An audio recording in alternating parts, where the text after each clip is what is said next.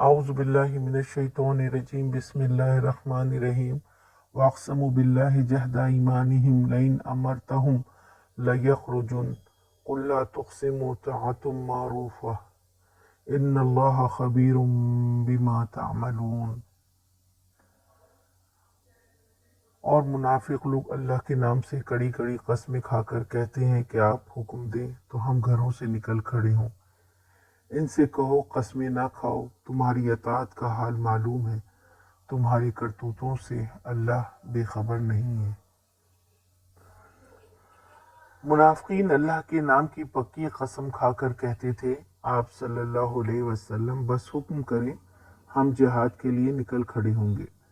جھوٹ کو وزندار بنانے کے لیے زوردار دعوے کرتے تھے، لہٰذا اللہ سبحانہ و تعالیٰ نے ناراضگی کا اظہار کرتے ہوئے کہا کہ ان سے کہو قسموں کی ضرورت نہیں، ان کے ظاہر اور باطن سے اللہ خوب واقف ہے۔